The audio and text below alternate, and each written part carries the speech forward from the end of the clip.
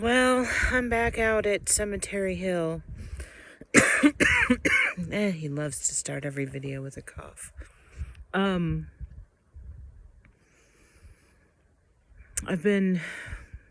We've had some battle. He has me looking rough these days. Sorry you have to look at me. I've never been very vain, but I did used to take care of myself somewhat. He wants me to talk about material possessions, and I'm guessing we'll have this talk in the future as well. But he wants me to make this video from the place I'm in now. So I don't want to go into a long, drawn-out story. Everything tires me. He doesn't let my brain work really well while he's in control of it, so... And his production values are questionable at best. I think he told me before this started that he was going to take over some of this, so I don't know if he will, but if he does, I didn't have a choice. So material possessions. God cares about us, and through his care of us, he does have, he honors our attachment to material possessions, in as much as I think in most people's lives, he has at least given them times in their life when they've had the blessing of having what they really wanted.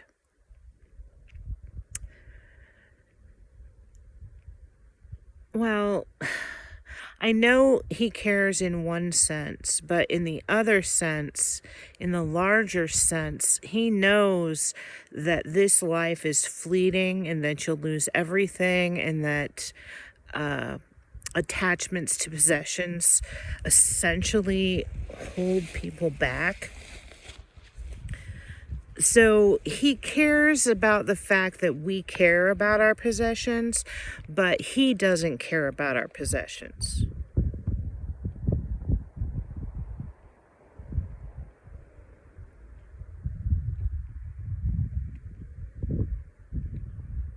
Oh, there's a little wind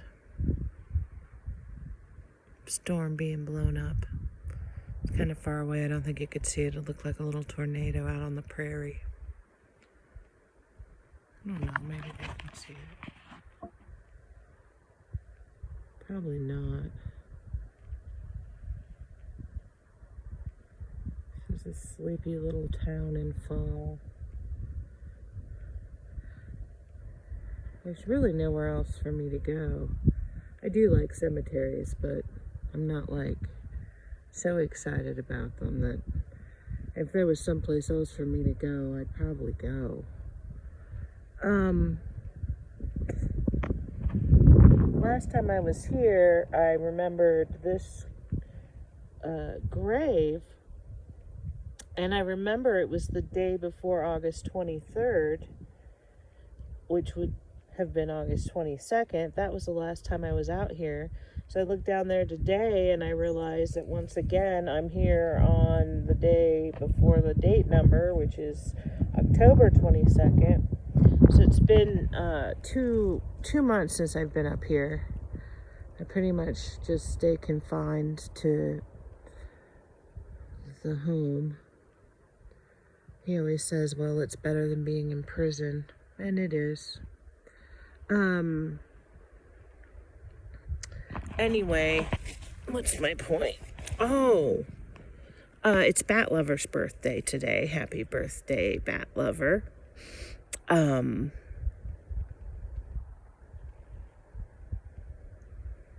Hopefully you'll all meet her someday. He says you will.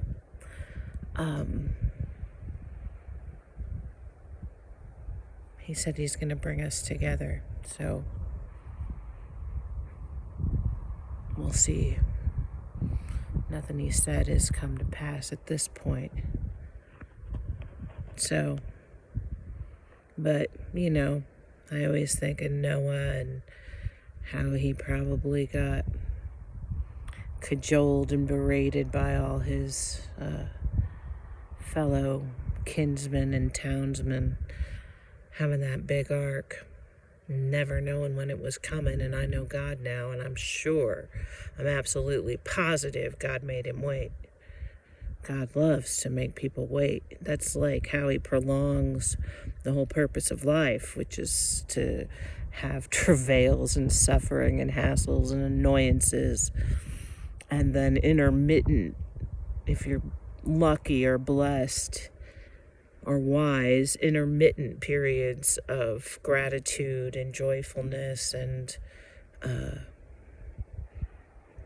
that thing we call the joy of life or being alive. Oh, so this was about material possessions. So when this all started for me 2 years ago on August 1st, 2020, 2 years and a month and a half. No, August, September, 2.5 months. God, it's been a long road. Over 800 days now.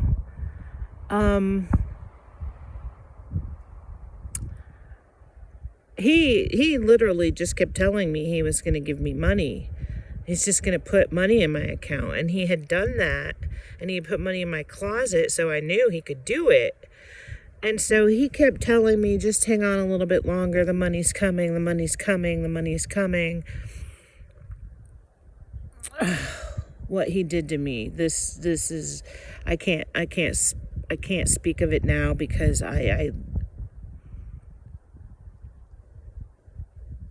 what I have been through is so horrifying that if I even begin to remember it, I go into internal hysterics. So anyways, suffice it to say,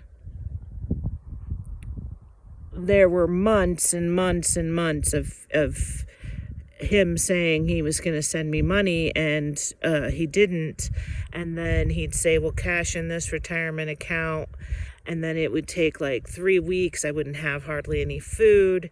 And then I'd cash in the retirement account, and by the end of it, there was nothing left. Not a penny. Like I had been through my house with a fine-tooth comb looking for pennies.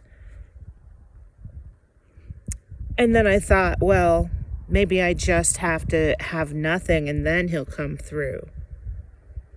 No, that's not what happened.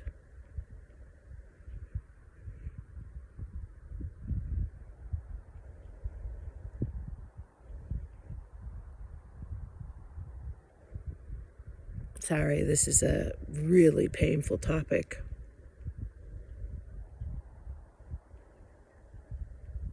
So anyway, even up until 12 hours before, well, I guess I had 24 hours. I had 24 hours.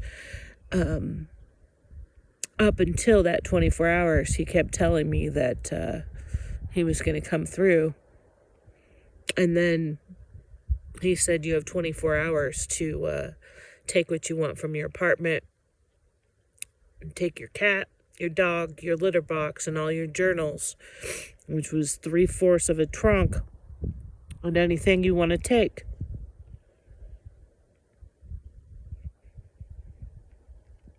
And he said, you're losing everything, but it's better than if it would have been in a fire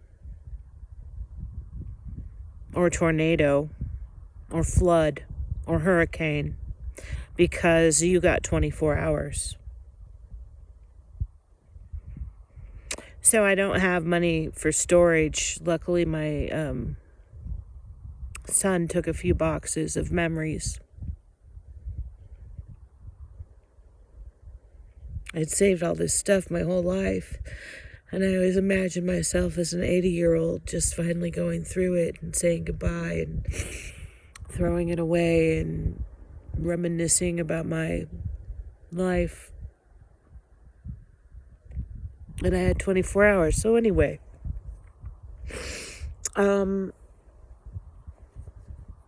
he sent me two viewers, one in the beginning and one recently, that have so kindly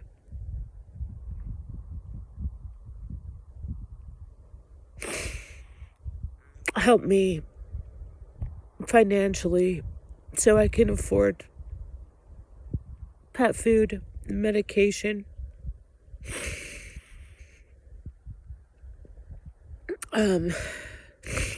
supplemental food,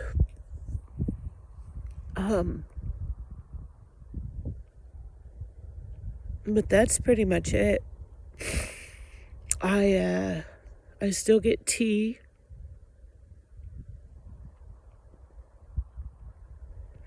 Today I got a soft drink at the gas station and a bag of pretzels.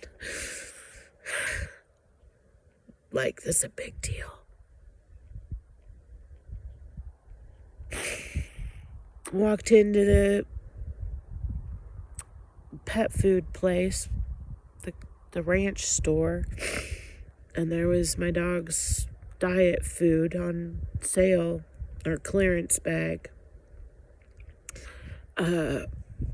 He often has things go on sale that I need. But anyway,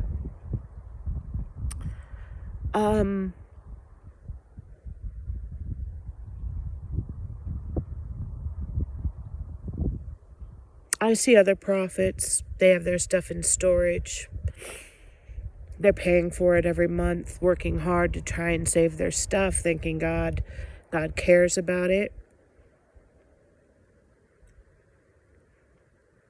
I don't know how many people he's made lose their possessions and belongings. I wouldn't have minded so much if it would have been joyous. I had been to heaven and knew that giving up your possessions is a kind of holy, purifying act, and that if you have the Spirit of Jesus and the Spirit of God in you, it's a joy.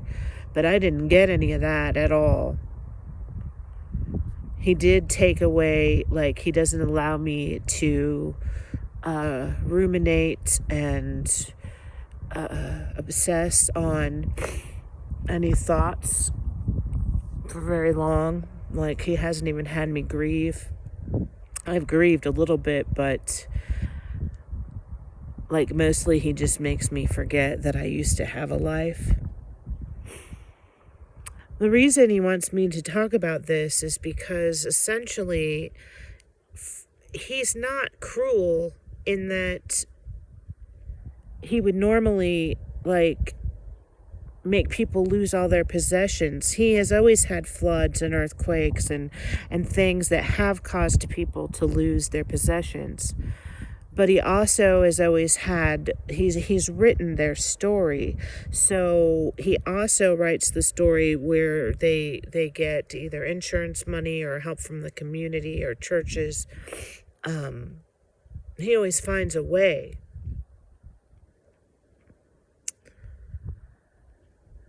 And some people know that that's the best thing that ever happened to them, was to lose everything they own. But see, from God's perspective at this point in time, because it's the end times, he knows absolutely everything on earth is going to be destroyed within 5-ish years when Jesus comes back. And really, I've been documenting everything. He has me take screenshots of specific news stories over the past 2 years, and I feel like we're getting so used to bizarre, crazy headlines, we don't realize how many there are. So definitely when we look at technology and we look at the biblical prophecy, and when we consider that there's not really much further humanity can go with evil people on it, like the earth can't continue too much longer with evil people on it, because we are headed to this one world kind of government. Like, we just live in a different reality than we used to. And at some point in time, the trajectory is showing us that we will have to end with a one world government that tightly controls everything human beings do. And everyone will, either be screaming, no, that's not a life worth living, or they'll be screaming, that's the only way we're going to have any life at all. So that's another way I know the end is coming, because unless he just canceled all technology, all infrastructure and power grids and whatnot, and had us start over from scratch, like farming without gasoline, we would enter these super long dark ages. No one's physically or emotionally prepared for that. We know that the end times are supposed to be the worst times upon the earth. If he were to just have the earth partially destroyed and time was going to continue, there's just nowhere else for it to go except true awfulness, which would mean it was the end times, which means Jesus would be coming back. So you can't have 100-year, 200-year end times. I mean, if we lost all our infrastructure and technology like they lost when the Roman Empire fell, and we were just plunged into some kind of dark age, it would take so long to get out of it. There's too many of us. The world's not the same place. He can't have that happen and not have it be the worst time the earth has ever seen. And that's what the Bible says is going to happen, that the earth is going to be in a situation that is unfathomable. That word's hard to say. But that was Jesus was saying these things when life was relatively bad. I mean, they knew what hand-to-hand combat was. They knew what poverty was, true poverty, not having food. So yeah, I just the end is definitely here.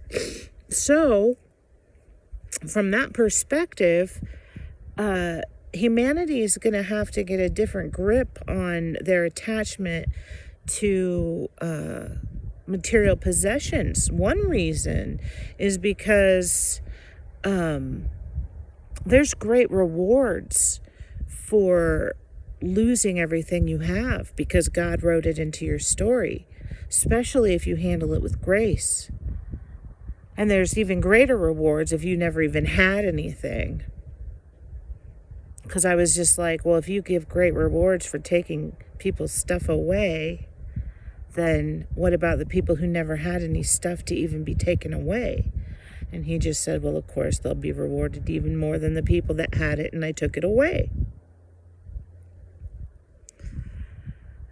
Apparently, there's going to be a lot of migration and emergency migration, and say people trying to get out of California and the places that aren't going to have water, and they're going to be migrating to more of the center of the United States, and they're not going to have necessarily the right clothing, all that stuff. So mankind is going to have to help each other out. So the other day I was cleaning up my mom's attic, and I found this pair of old knit pants, and I picked them up and I stretched out the waistband, and I could hear it crackling because they were so old. And I was getting ready to put them in the trash, and he said, no, put them on the pile. We're going to save everything. Everything that's in this house will be used to help others. So, he has all this surplus upon the earth. Like, we really are in a good position to have, with all the clothes in people's closets and all the clothes in stores, we can get through a couple, 2, 3, 4 years of not having a lot of clothing manufacturing if we share. So, some people are going to lose their possessions. Well, people are going to, I guess he has said that people will start, no one's going to want to have a lot of possessions of their own by the time he's done with the earth. Like, if you're caught on the last day and you've been hoarding stuff while people around you've been suffering, he's going to, that's not going to be wise. So,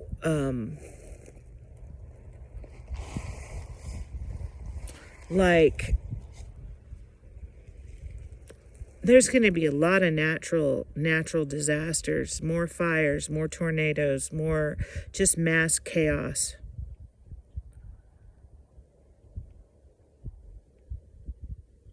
And people are going to lose stuff in that fashion. It's probably wise, if you do have things that are dear to you, to have them in your car or at least prepared. I mean, when you know everything's going to be destroyed in 5 years, kind of makes you, reconsider what you'd take.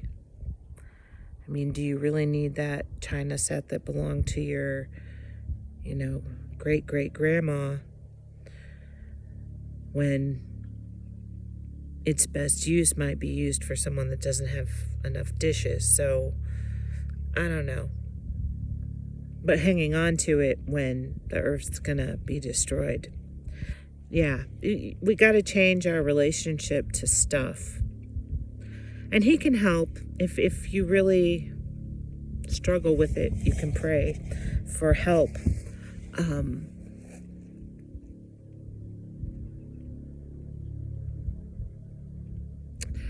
I think about my life and how me probably 3 years ago would have never imagined I could live this simply. Like, my life consists of consuming as little as possible in every area.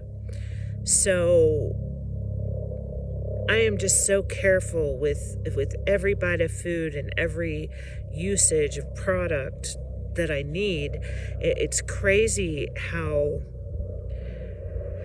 I guess I kind of knew that I was spoiled, and I was grateful because I worked in an environment where the people around me didn't have the comfort with especially food and gas that I had. And I was always grateful to God for allowing me to live a life where I could go to the grocery store. I couldn't afford the really great food, the healthy food, but I could afford what I wanted, and I could afford the healthier end of the spectrum. I could afford, fruits and vegetables. Now, those things are like absolute luxuries for me. I do okay for at least one meal a day. But in general, I went from bottled water.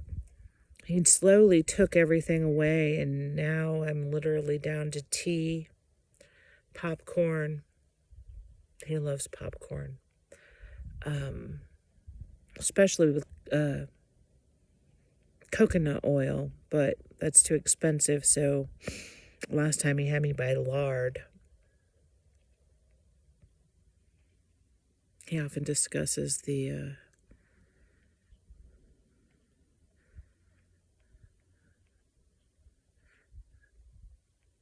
masterfulness of his culinary delights.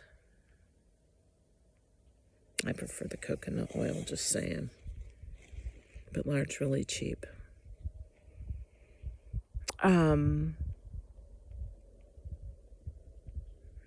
To think that one time in my life I used to go to the store and buy foods according to having low calories, and now I look for essentially the biggest bang for my buck.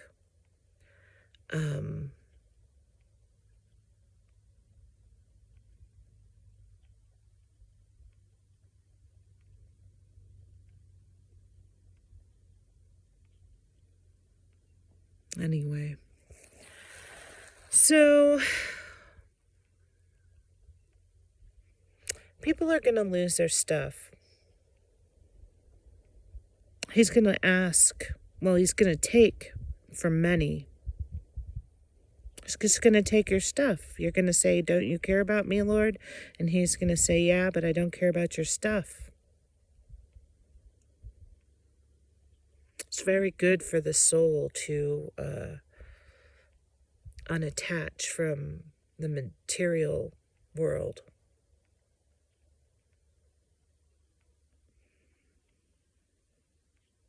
So he's going to take from some, and he's going to ask many others to share.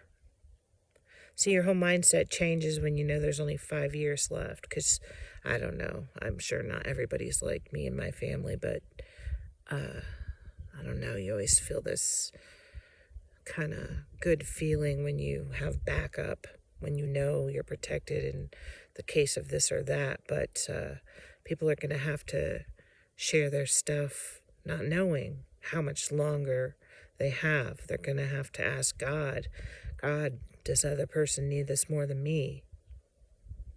And he'll let you know in your spirit. I didn't even know God talked to people. Now it ends up he talks to so many people. It's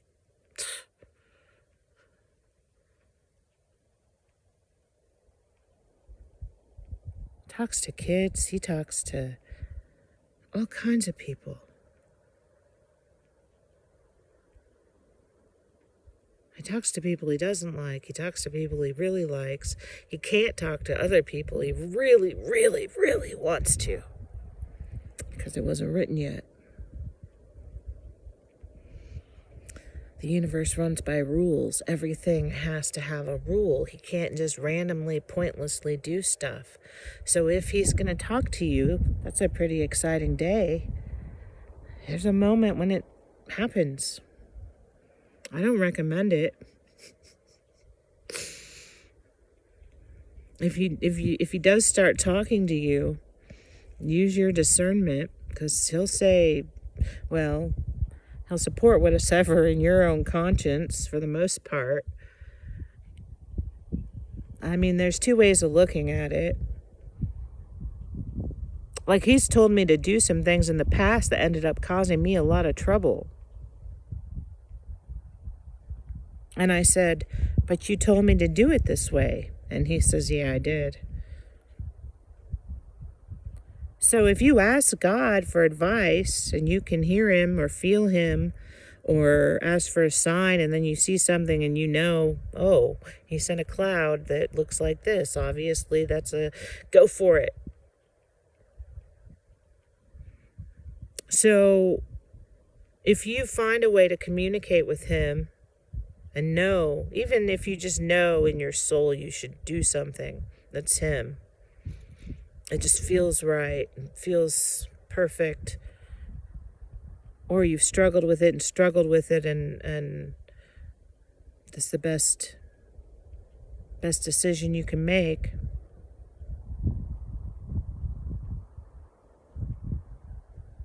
Well,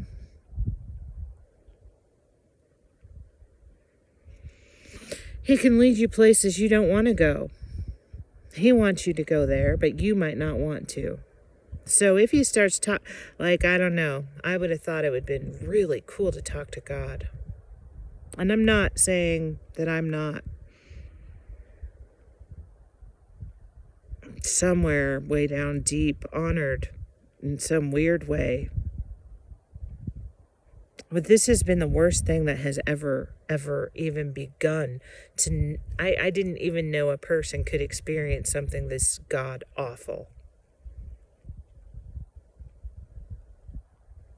So, if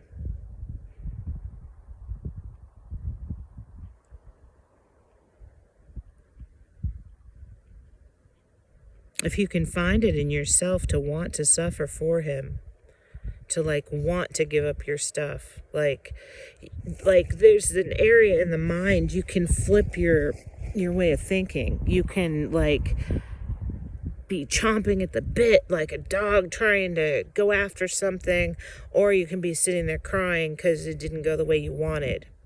So say you want to please the Lord and there's going to be a lot of suffering, then you might think of ways that you could alleviate that suffering. Like, okay, well, I was thinking about throwing these shoes out, but I'm going to keep them just in case. But see, that wasn't where I was headed, because if you want to throw the shoes out, that's not quite a sacrifice.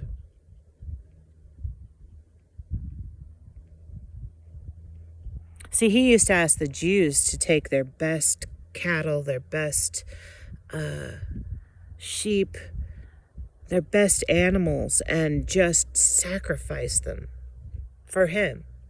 We don't have to do that.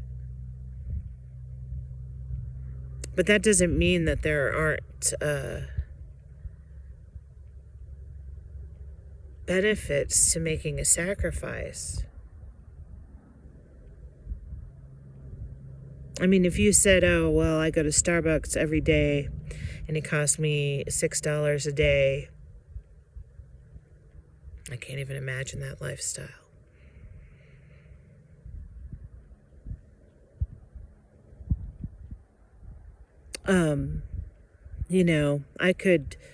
I could buy a cappuccino machine for 3 months of that, have the best coffee from home, and then, do you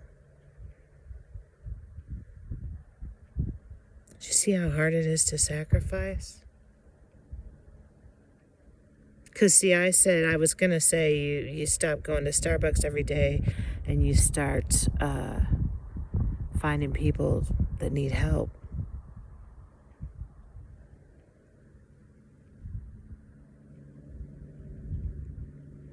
But then my brain went to, well, you could take that money and buy a really nice machine.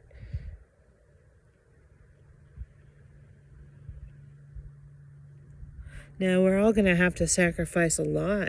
Who even knows how long Starbucks will last with this inflation?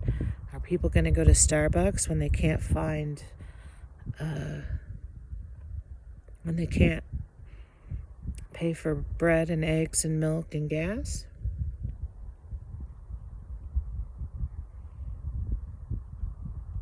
Who's going to be brave enough to go into Starbucks when people are hungry? And you think of all the jobs. And we have hard times ahead. I believe what he's telling me is that the United States is Jerusalem, USA, right there in the middle. We are his baby. We are Jesus Christ's kind of designed the government, and we have been his people.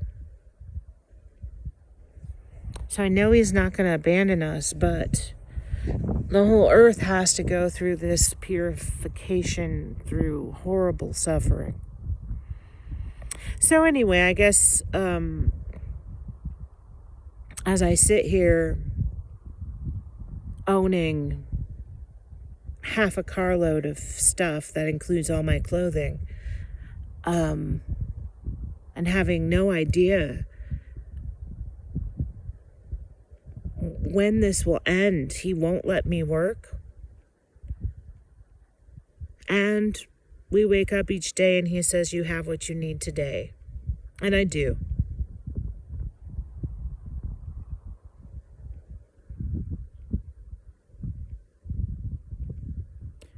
But I guess looking at it from this side, my biggest misery comes from not knowing everything we have just gets consumed. I didn't realize this when I had money. And I never had a lot, but I was just finally making a truly livable income. I went to college later, and I was finally gonna be able to go on a vacation, maybe. I hadn't been on one forever.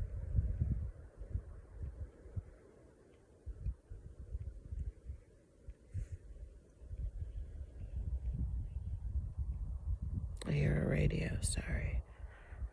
I'm a little...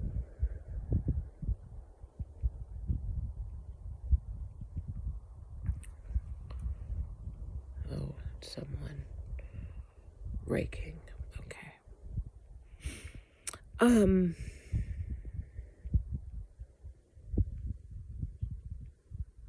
Anyway, it is not the end of the world to do without.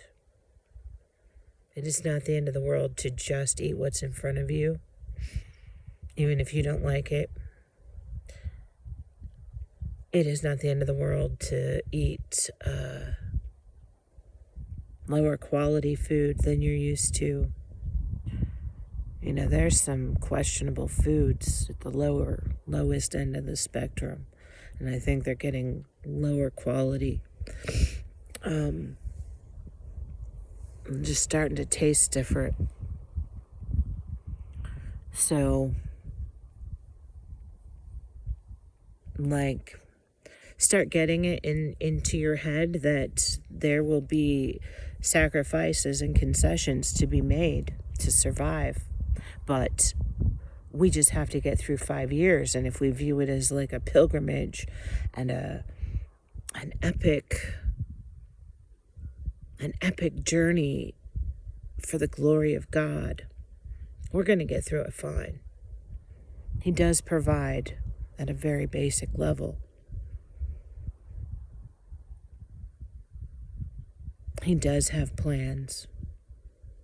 But being overly attached to your physical possessions is not wise. So start unattaching whenever it crosses your mind. Maybe if you're thinking, man, I need more clothes just because, well, you just want them. You can still go out and get them. Just don't necessarily throw your old clothes away if you think you might live in a place where people might need stuff.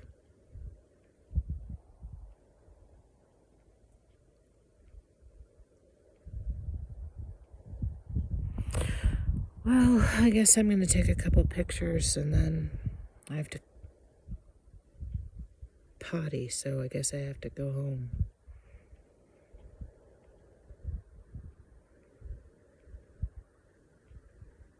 He said it was going to clear up, and it has a little bit.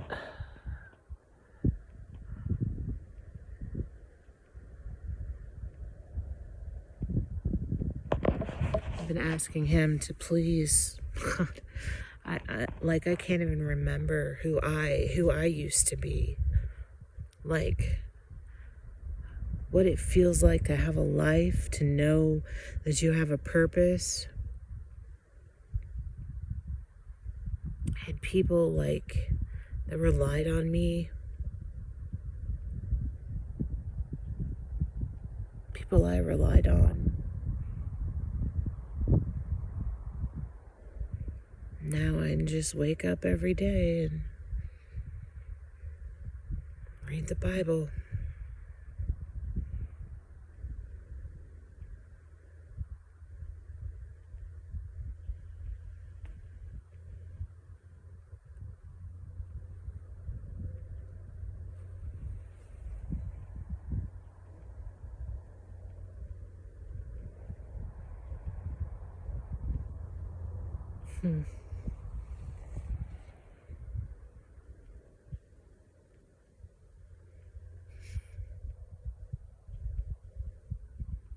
I listened to old recording I made in 2019 before this happened, trying to find out if I could remember who I was.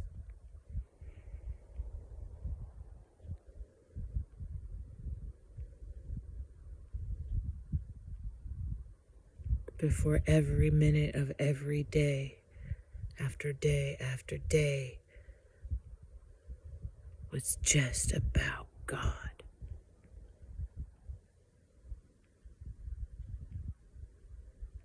I couldn't. I know I used to be fun and funny.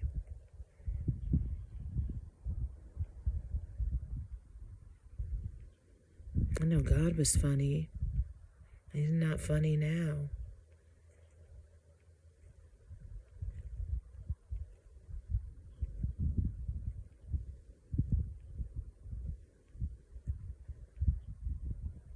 See, the worst things were I at least got some perks back then. Seems like he balances things out.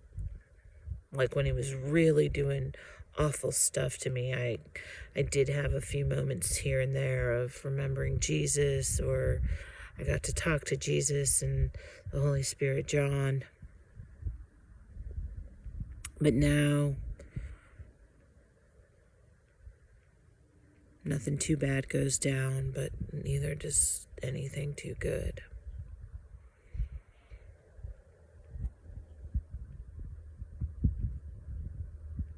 Anyway,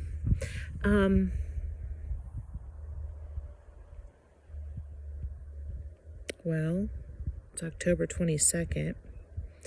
It's Bat Lover's birthday.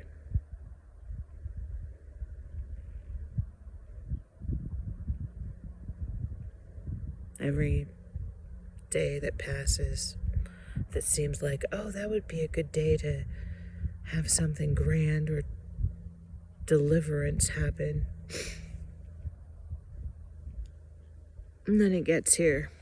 Yeah, I thought it'd be great if this started on my birthday and ended on Bat Lover's birthday.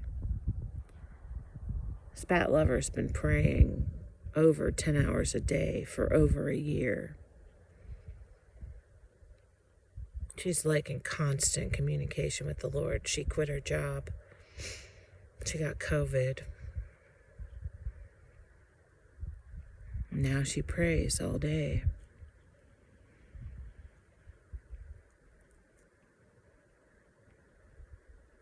So we're in these battles.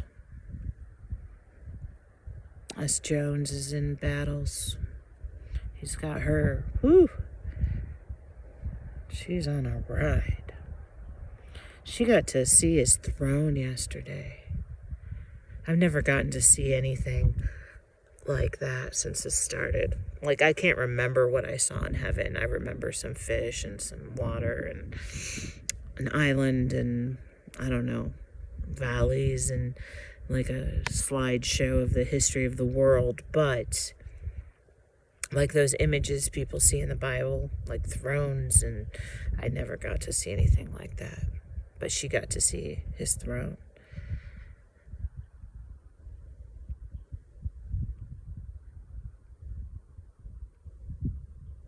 He's got her coincidences. Coincidences are the hallmark of God's way of letting us know that he's present. And some days they can just come one after another after another.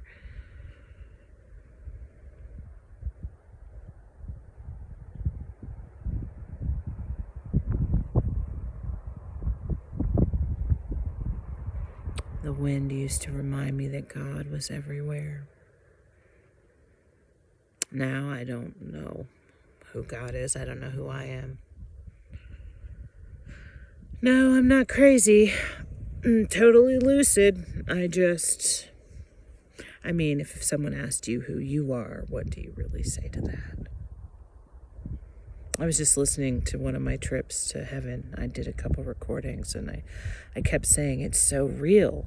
Here it's so real. This place is real.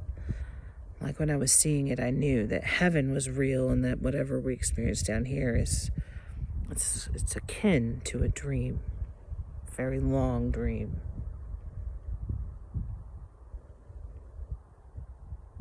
It's like partial truth, but everything's hidden.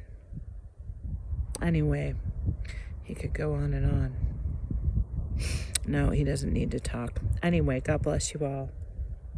I guess this will be one of my last times up on the hill.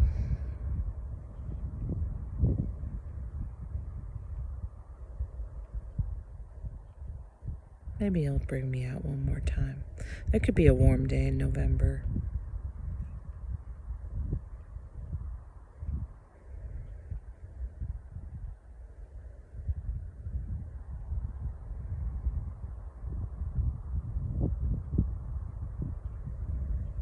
This was something interesting. I do finish this off with this.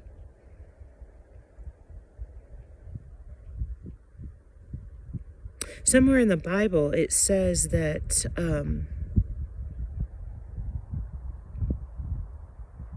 people will hate real Christians. Jesus said it.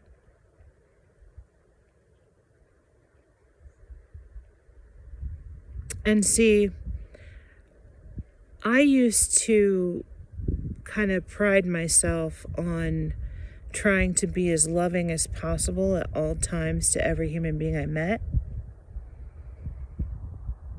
I like let some wall down of defensiveness, and I just looked at every human being as something fabulous and interesting. And when I did that, people liked me. When you really care about someone, it's very difficult for them to not care about you back. So when I would read that in the Bible, I'd think to myself, no, if you're acting like Jesus, everybody likes you. Because everyone I'd meet would like me. There were a couple. But for Jesus to just say people will hate you, I didn't understand. But he just gave me a flash up here that there are going to be lots of people that hate me. They're going to hate me because they're going to hate the truth. And the truth is that nothing's bad unless it's wicked. So the people that Jesus was speaking of were in many cases, the people that are going to hate me most are the diehard, hardcore Christians who believe God is full of rigidity. And that God punishes for foul language, and that alcohol is sinful and everything's a sin. These people are going to despise me. And that tobacco's satanic and marijuana's evil and God doesn't blah, blah, blah. These people are going to hate me.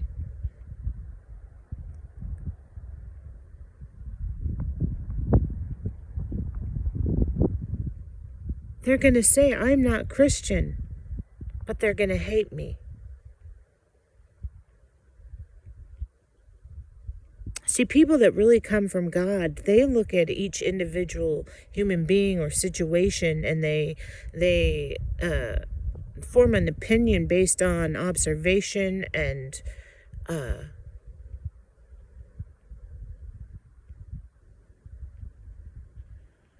love. So someone from God, if they hear, maybe their nephew or niece is gay, and that's not acceptable in their family. The person that's truly from God, whether they're a Christian, not a Christian, Muslim, it doesn't matter. The person that's truly from God will say, wow, they could be going through a really tough time. I wonder if they need help. I wonder if it would be helpful for me to talk to their parents.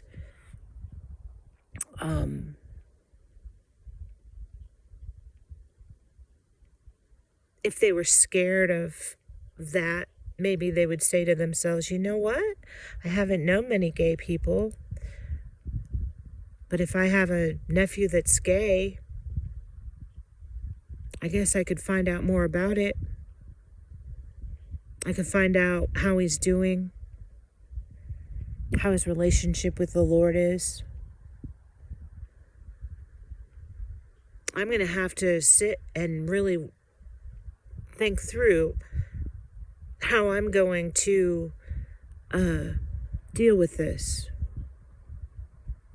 Now, if you have it deep in your heart that God must really hate gay people, God understands that. We're kind of hardwired to have deeply held beliefs, and some of them are hard to get over.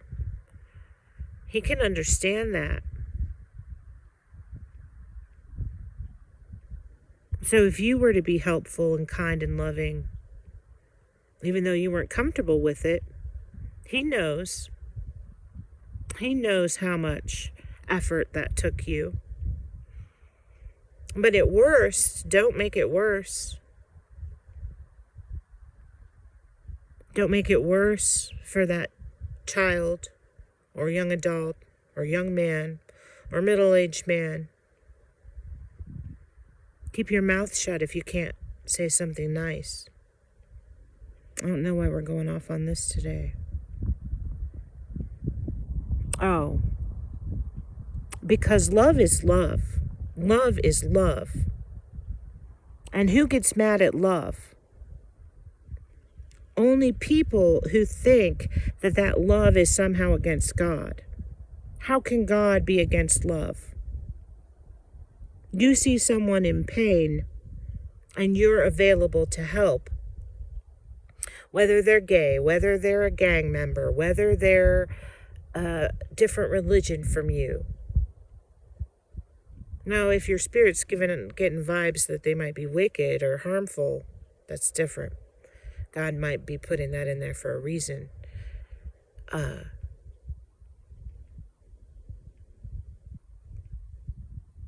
But the people that are going to hate true love, true compassion, unconditional love, are the Christians.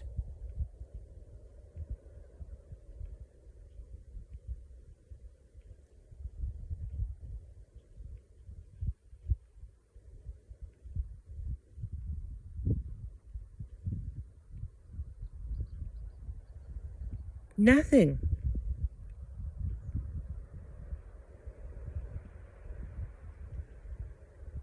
Nothing on earth is truly bad when done by a righteous person. Because a righteous person can't do truly wicked things. But we can do sins and things we'd rather not, that's for sure. But like molesting a child or murder, no, righteous people can't do those things. But righteous people can celebrate Halloween, and righteous people can use language that others considers ungodly. They can have addictions. Righteousness is not about your outward behavior. Righteousness is about your inward moral compass and what your intentions are. Like, God has a lot of compassion. There are some, usually females, but there are definitely women who end up sleeping with people because they're afraid to hurt their feelings. They're not doing it out of lust. It's like this twisted version of love. And God understands all those variations. I don't know why he has me going on about this right now. I asked him earlier, can we just talk about something true? Like every time I make a video, I'm like, okay, who's going to get mad at this? Not that I'm that concerned over who gets mad. It's just I like love. Wherever I go, in my classroom, in my home, there's not supposed to be a lot of stress there. When you're in my space, we're all going to be peaceful and happy and supportive. Like, if you weren't on board, I'll just take you over with my energy. Like, you come into my space, you know you're not going to misbehave. Because we want to have fun. I asked God if I could just be myself for a few minutes, and I felt it.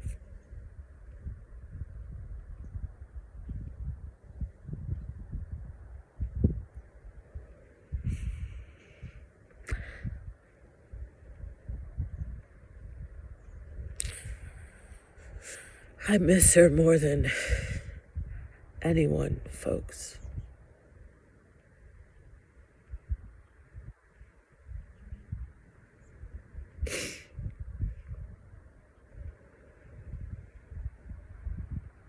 Like now that I watch YouTube, I could have had a really good channel. I didn't used to watch it, so I wouldn't have known, but I could have had a really good channel with my own personality, not this weirdness. Weirdness, what the heck? How'd I get myself into this mess? Freaking prophet. Oh, what are you doing? Well, you know, God talks to me. Ah, okay. And then if people have talked to God, they can believe it. But if God hasn't talked to you, no one wants to believe. Okay. All right. Well, I hope you have a lovely evening. I'm going to enjoy the rest of my goji berry Mountain Dew. Got fancy today.